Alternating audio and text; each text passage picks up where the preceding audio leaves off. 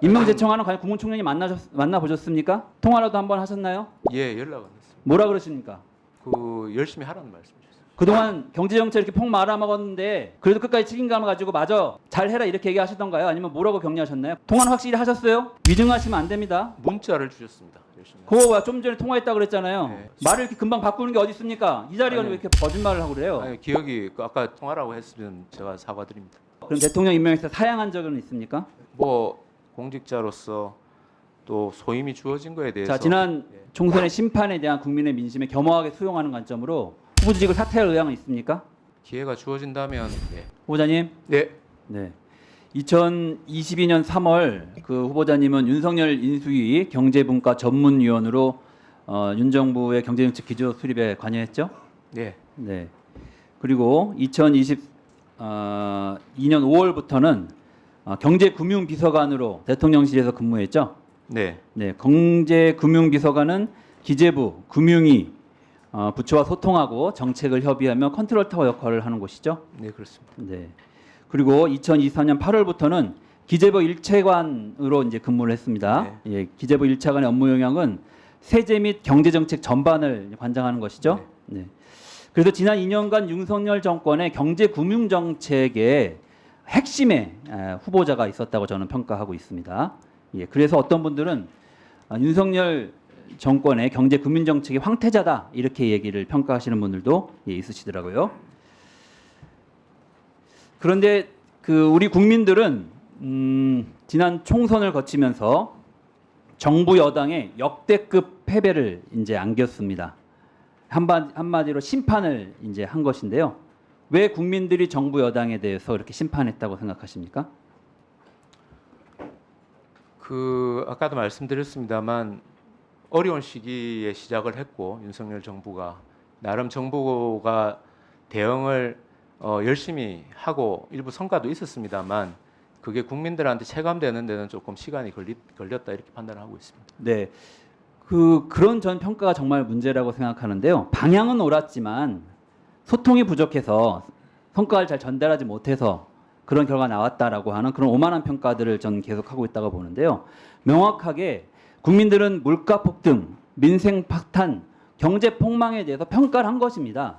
그러면 그 부분에 심판을 받은 사람들은 겸허하게 반성을 하고 책임지는 자세를 이제 보여야 되는데요. 이 윤석열 정부의 특징 중에 하나가 아무도 어떤 일이 벌어져도 어떤 사고가 일어나도 그 결과에 대해서 책임지는 사람이 아무도 없습니다. 지난 이태원 참사에 대해서 그랬고요. 그 이후에 벌어졌던 많은 일들에 대해서 그랬는데요.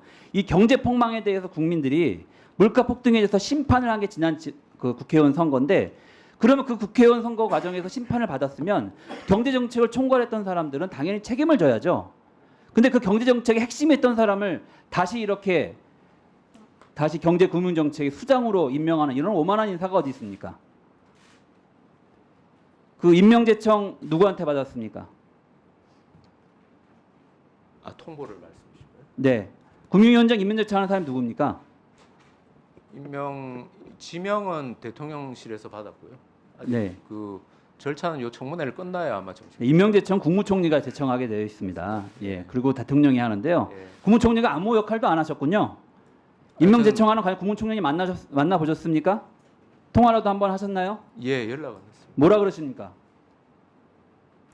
열심히 하라는 말씀 주셨어요. 그동안 경제정책 이렇게 폭 말아먹었는데 그래도 끝까지 책임감을 가지고 마저 잘해라 이렇게 얘기하시던가요? 아니면 뭐라고 격려하셨나요? 구체적인 얘기 말씀해 주십시오.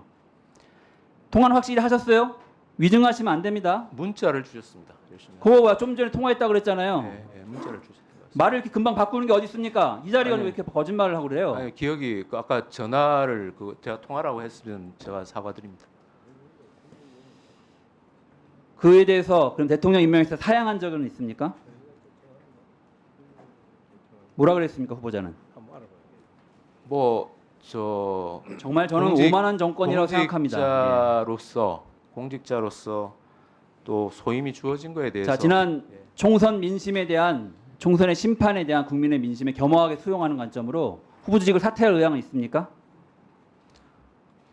기회가 주어진다면 부족한 부분을 보완해서 더 열심히 하겠습니다. 자, 금융위원장은 무엇보다 신뢰가 중요한 자리인데요.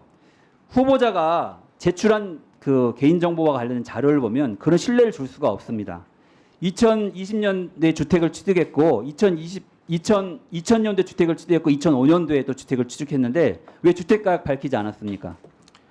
그 부분은 제가 해외에 있을 때 거래가 위임해서 하다 보니까 그러면은 그것을 제 계약 추정할 수 있는 근거 자료가 주민세, 취득세, 양도소득세 이 자료 보면